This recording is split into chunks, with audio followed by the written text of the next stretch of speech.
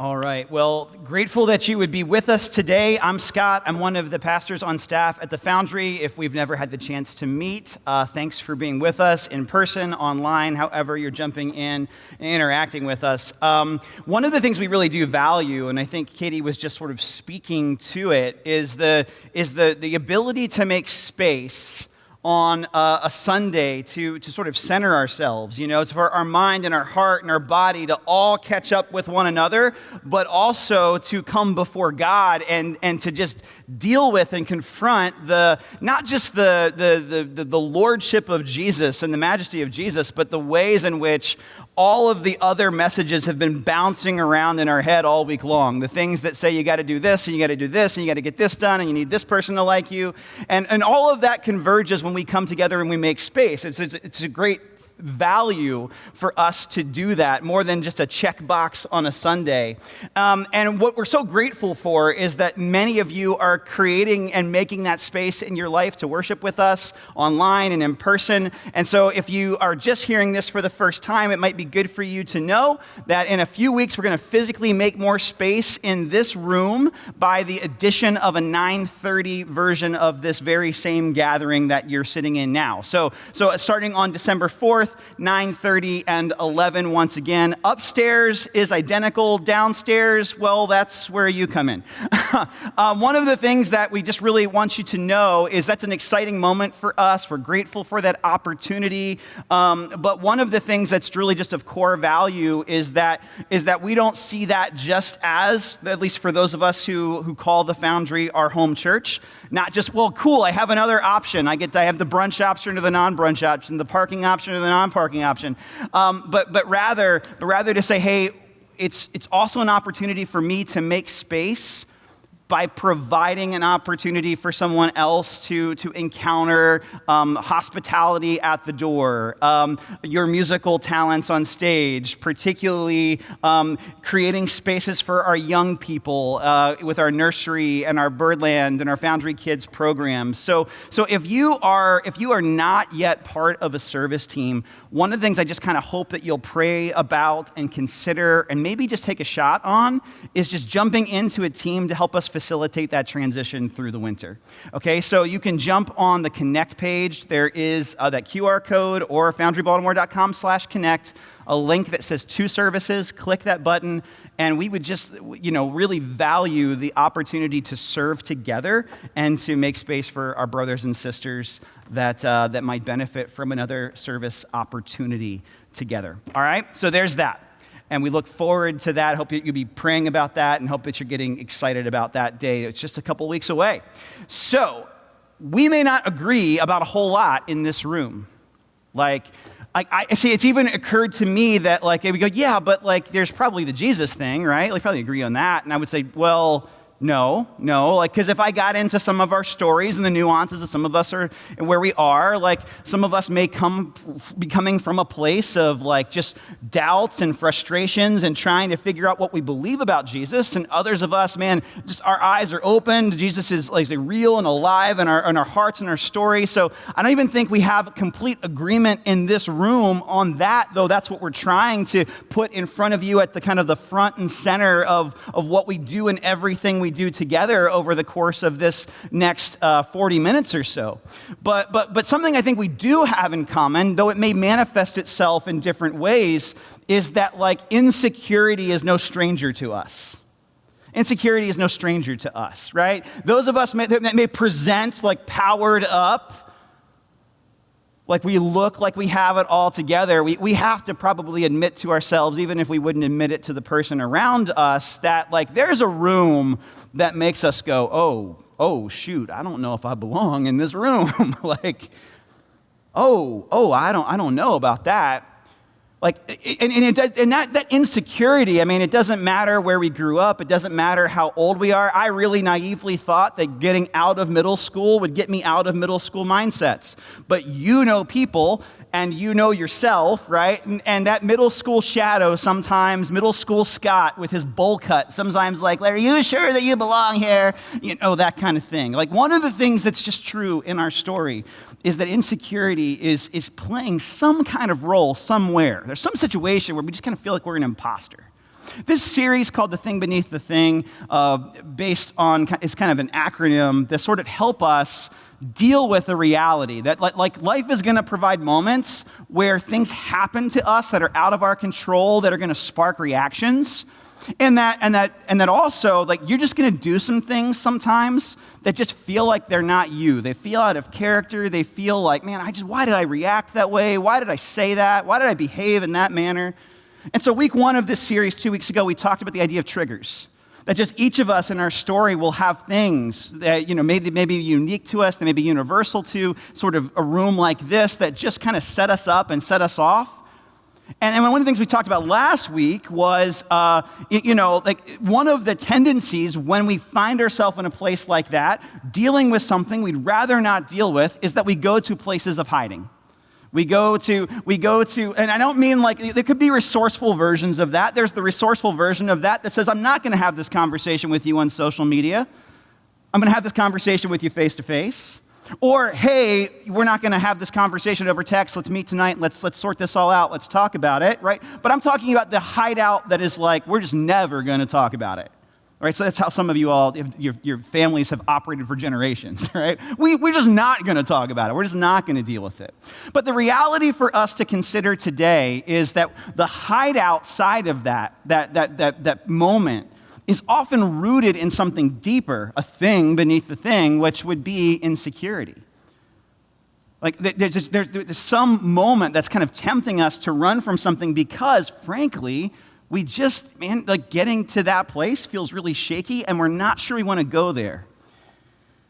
And so I think the question for us today, like if insecurity is fairly universal and we're all kind of dealing with it, then I think part of what we might say to ourselves is, well, what's the big deal with that? Like why not hide out? Because I certainly don't want to live in a space where I'm just constantly berating myself or letting this inner monologue win. And so what we want to look at today is the life of a leader named King Saul. King Saul. And I just want to submit to you his story, as well as the story of someone that impacts, David, where we can just see the dynamics of insecurity played out in both the leader and the person who's reacting to the person who's operating in insecurity, and what that looks like for each of us as we leave this room and try to walk with and follow Jesus and embrace the love of Christ in our story and in the story of others. So 1 Samuel chapter 18 is where we're going to be, and this follows a story that even if you're not familiar with the scriptures, you're probably fairly familiar with, at least in terms of a cultural moniker, the story of David and Goliath. Right? What you may not know is that Saul is the king when all this is taking place. He's the first king of Israel. So Israel gets settled into the promised land. They ask for a king because everyone else has got one. Insecure much, right? God's like, are you sure you want a king? And they're like, yes, we do. Yes, we do. We need a king. And he's like, okay, be careful what you ask for. And they're like, no, we need a king. And hence King Saul. But King Saul looks the part. He's got the respect, he's got the stature, and he begins to, as we go through the beginning of the first four verses of chapter 18, it seems to be going fine. He's a son named Jonathan. Jonathan's best buddy is this guy named David. David, who, by the way, has just slain the giant Goliath and brought sort of a military victory and some peace of mind to the Israelites. Like, things should be good here. And yet, let's look at how King Saul responds to life being in a place that should be peaceful, should be good, but we're going to see him kind of get triggered and where he goes in that, okay? So put on your glasses here for a moment and sort of look at the insecurity playing out in this narrative, because you might see some things that maybe I don't even highlight as we talk about this leader. 1 Samuel 18, verse 5, it says, whatever mission Saul, that's the king, remember, sent him on, David was so successful that Saul gave him a high rank in the army. This pleased all the troops and Saul's officers as well. When the men were returning home after David had killed the Philistine, the women came out from all the towns of Israel to meet King Saul with singing and dancing, with joyful songs and timbrels and lyres. And as they danced, they sang, Saul has slain thousands, and David his tens of thousands. Saul was very angry, This refrain displeased him greatly. They have credited David with tens of thousands, he thought, but me with only thousands. What more can he get but the kingdom? And from that time on, Saul kept a close eye on David. The next day, an evil spirit from God came forcefully on Saul. He was prophesying in his house while David was playing the lyre, as he usually did. Saul had a spear in his hand, and he hurled it, saying to himself, "I'll pin David to the wall." But David eluded him twice. Saul was afraid of David because the Lord was with David but had departed from Saul. And so he sent David away from him and gave him a command over 1,000 men. In everything he did, he had great success, he being David, because the Lord was with him. When Saul saw how successful he was afraid of him. But all Israel and Judah loved David because he led them in their campaigns. Okay, we see a little bit of insecurity, do we not, in the life of this dude?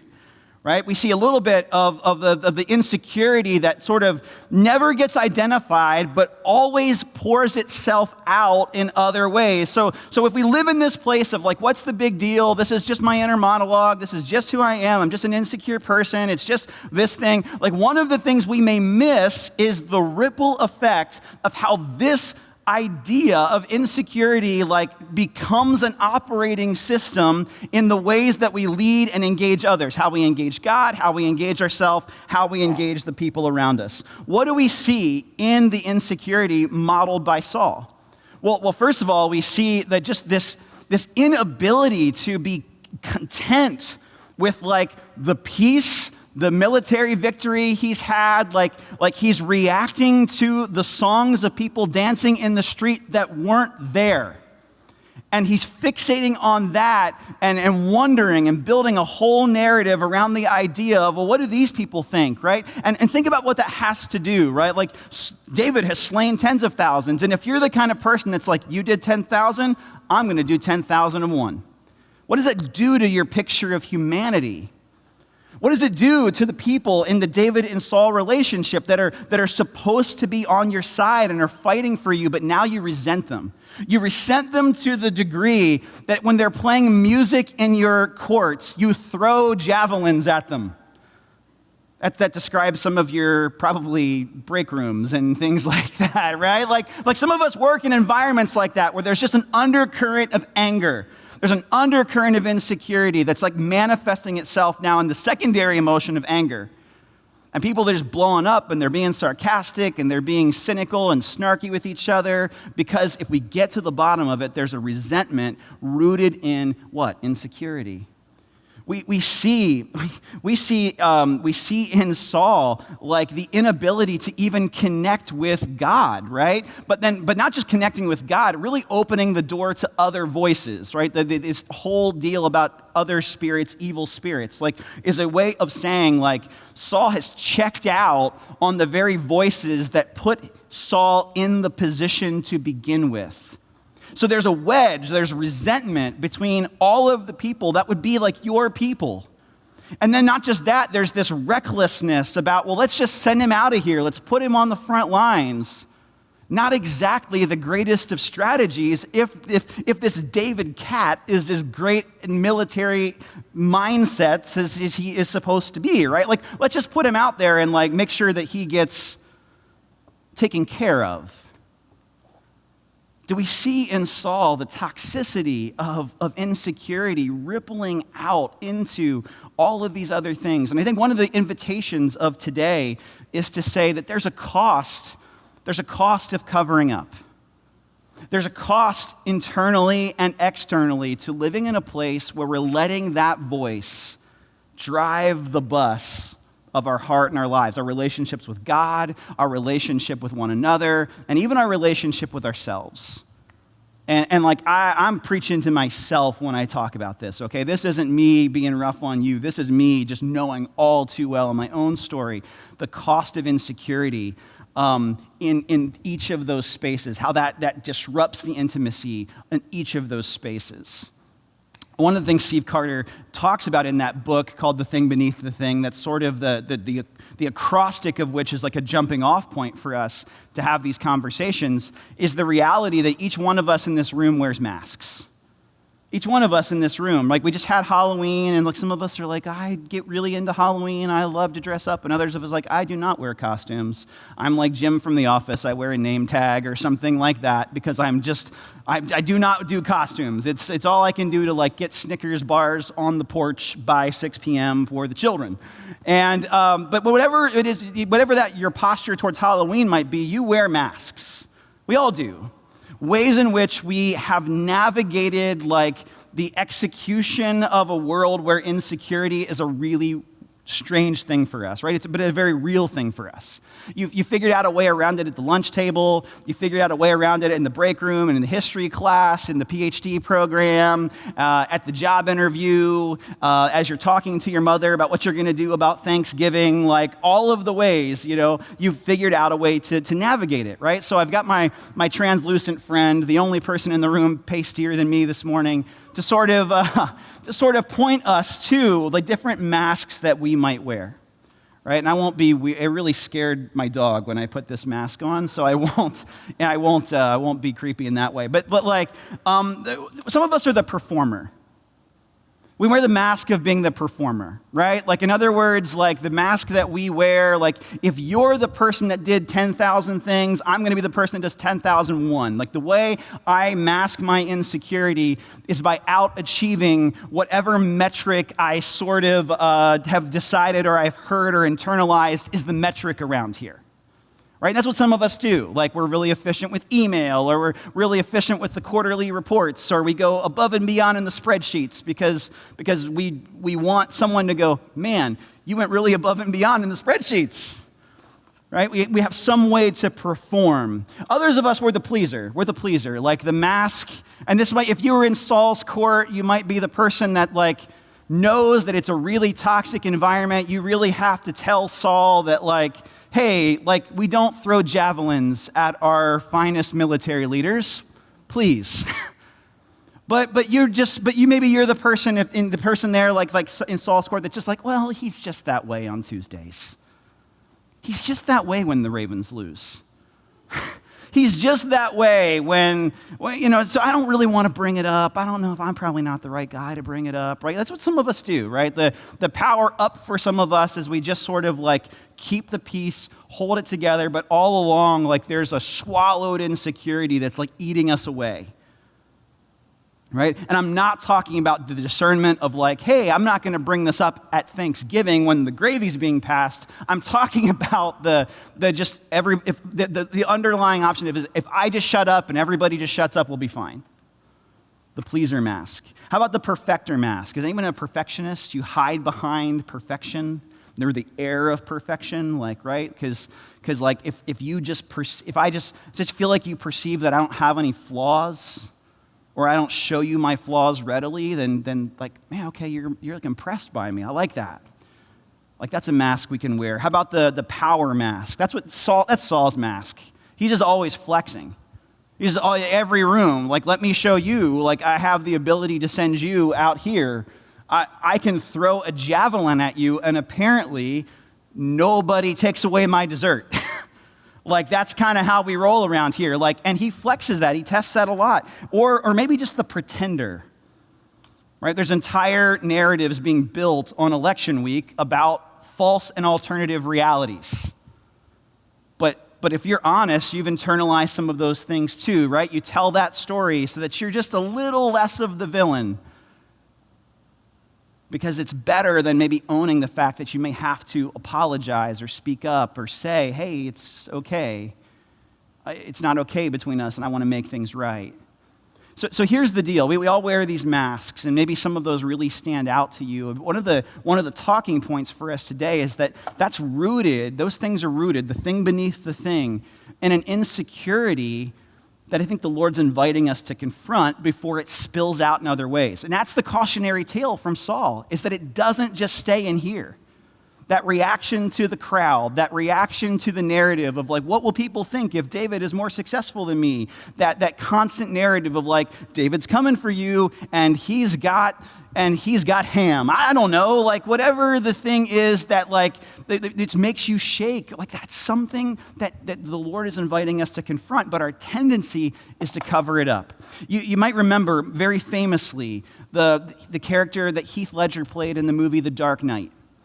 The Joker, right? It's a brilliant performance. But I think what a lot of us know, particularly if we were fans of that movie or that particular actor, is that the method acting of getting into the head of that character had a substantial negative impact on Heath Ledger's mental, emotional, physical, and spiritual health to a tragic end. And I think for all of the brilliance of the performances that we have collectively as a group, there's a weariness and an exhaustion and an undercurrent of anxiety that the Lord is inviting us to confront rather than keep covering up. Like when we go to the hideouts, when we go to those places where I just don't feel, I just don't want to talk about it. I don't want to think about it. I just don't want to deal with it. These are some of the very places where that rest that Jesus offers in Matthew 11:28, come to me, you who are weary and heavy burdened, and I will give you rest. This insecurity stuff is some of the core places where I think where the rest that Jesus offers wants to meet us. So the scriptures actually give us the other side of this relationship and what's going through the mind of the person experiencing the craziness and nonsense and insecurity of King Saul. We see it in Psalm 59. I don't think it's this exact moment, but if you don't know the story of King Saul and David, this is a dynamic that plays out for a bit to a very tragic end for the king. And in that time, I mean, David's done some messed up stuff in his story too. But like during this time, I mean, David's really the guy. His insecurity is in this moment, at least, literally someone's trying to kill him. He's not paranoid. He's not like reading the room incorrectly. He's not reading this person's like motivations. And when you go like, I don't think that person likes me, and everyone around you's like, oh, come on. Like why are you thinking too much about this? No, this is a situation where if David was like, I think this guy doesn't have my best interest in mind, the room should be like, he doesn't. He doesn't like you. But that kicks up an insecurity, doesn't it? The insecurity is literal in this sense. So how does David carry it? How does he deal with it? How does he live above reproach in this moment? Not by covering it up, but by confessing it. Psalm 59 is one of the psalms written during this season where David's being hunted by the king. He says, deliver me from my enemies, O God. Be my fortress against those who are attacking me. Deliver me from evildoers. Save me from those who are after my blood. See how they lie in wait for me. Fierce men conspire against me. I've done no wrong, yet they're ready to attack me. Arise to help me. Look to my plight. You, Lord God Almighty, who you are the God of Israel, rouse yourself to punish all the nations. Show no mercy to wicked traitors. So, like, what David just confessed there is like, this is bothering him, yes? Like, this is getting under his skin. Like, we don't really see it in 1 Samuel 18. We see, like, okay, he's just kind of having success, and people are happy about the fanfare and the applause, and like, okay, I must be doing okay. But we really see here the moment where it takes a toll. That this is, in fact, even taking a toll. And I think this is one of the things that's just an invitation for us if we're going to not just live in a place of covering up our insecurity, we just have to admit that this conversation is playing out in our story. It is the app that keeps running down your battery somewhere in some way. It's playing out. And the ability to sort of confess and bring that thing before God is one of the places where we'll experience, again, that rest and freedom.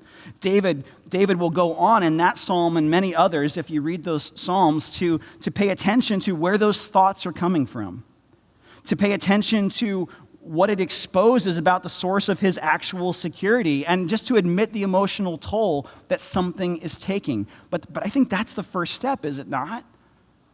to stop pretending like we've got it all together. And because so many times when we're dealing with insecurity, we're dealing with an identity conversation.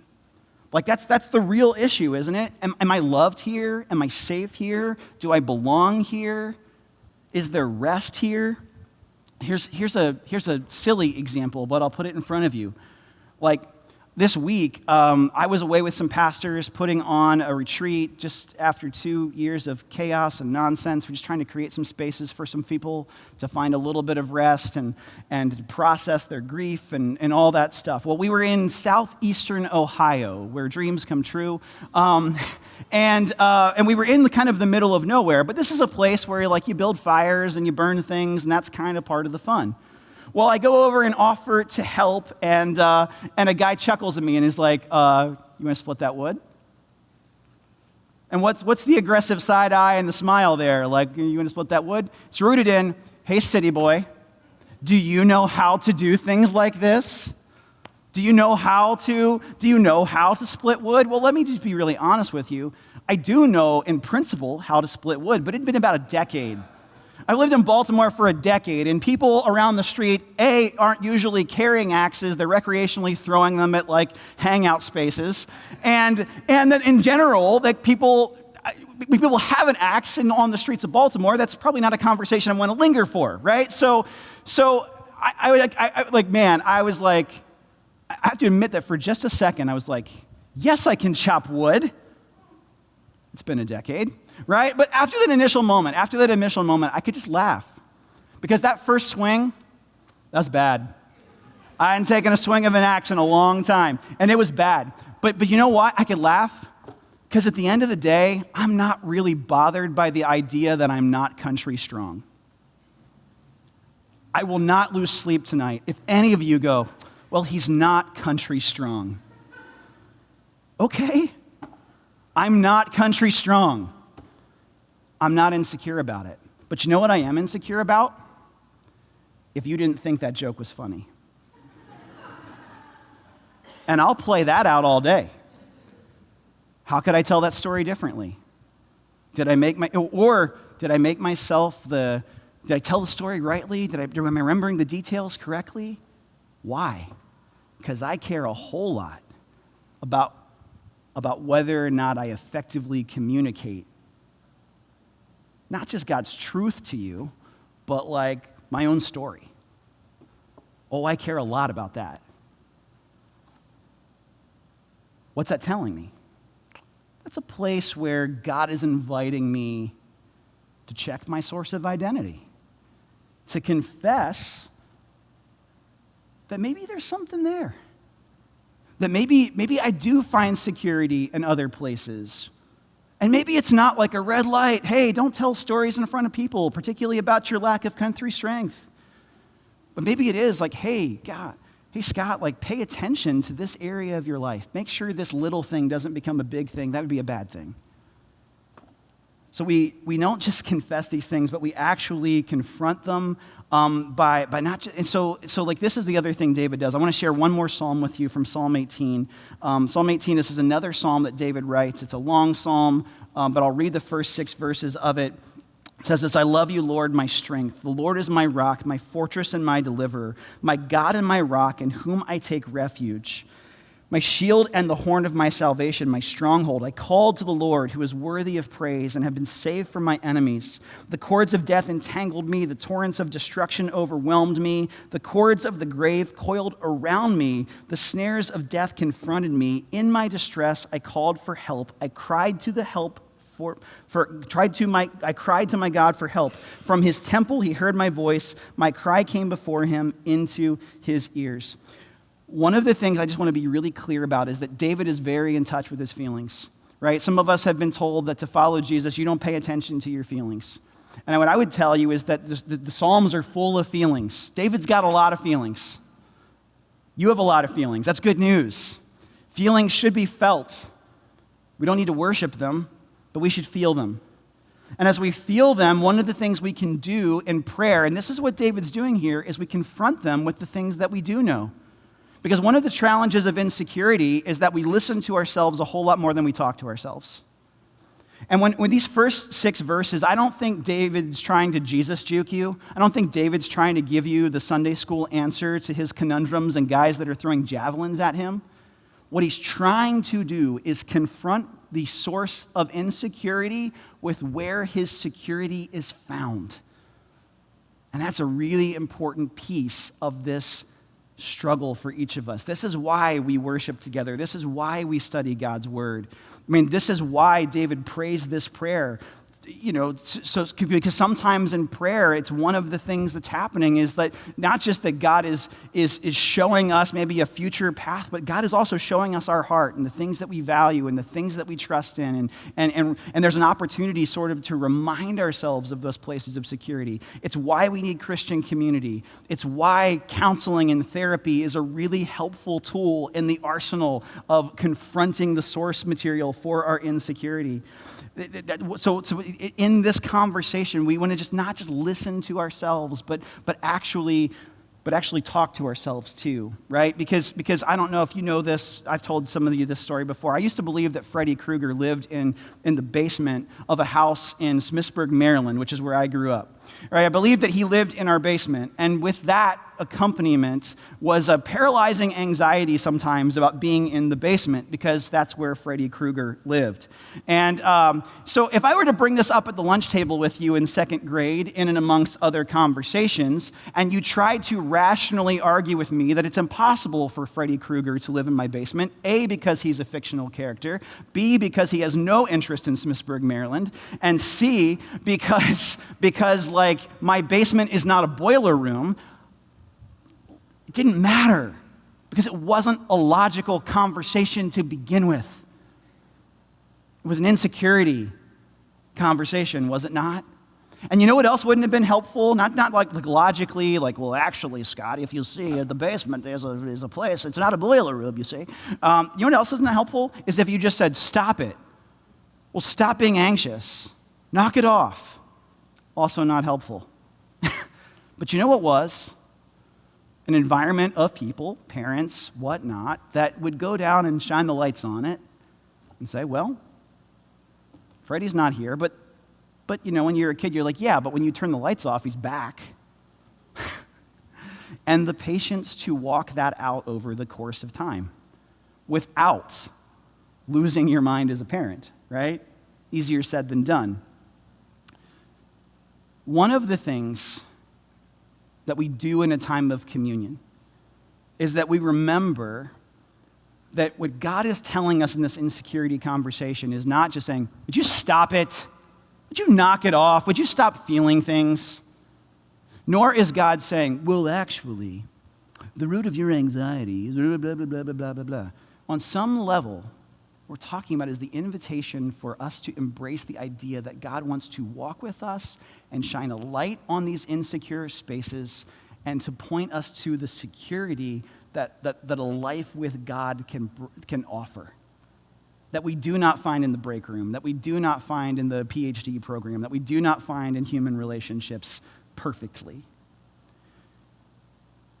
So the invitation this morning is to let that begin to happen. There will be a video here on the screen that's just an opportunity for us to interact with this idea and exercise this a little bit in our own story. So let's quiet ourselves for a minute, maybe close our eyes and get into a restful posture and either check this out or listen to the words that'll be on the screen.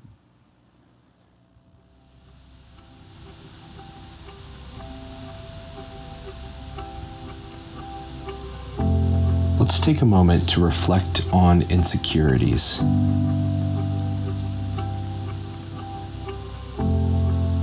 What is a false story you have told yourself recently?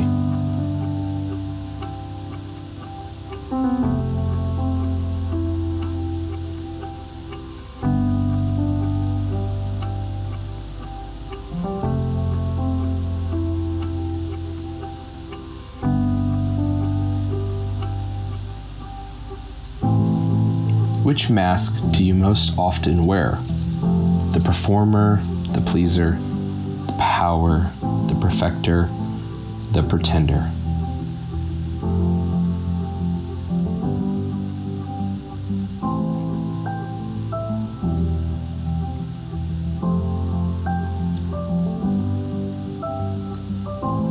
How do your insecurities cause you to envy others?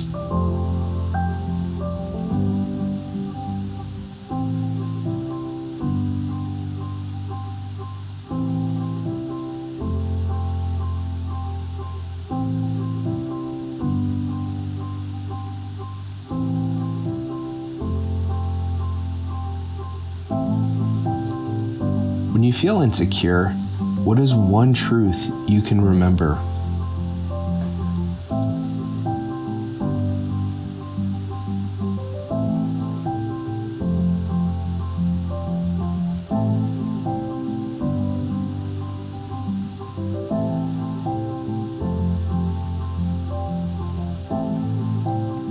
For the next minute, share these false stories, mask, and envy with God.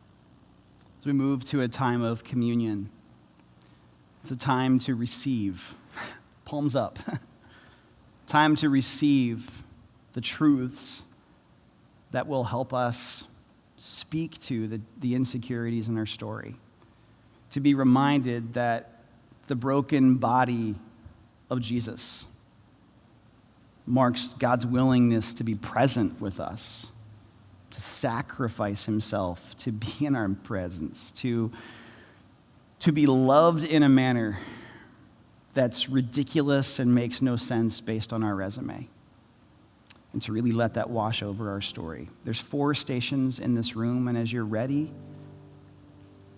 approach those, take of bread and cup,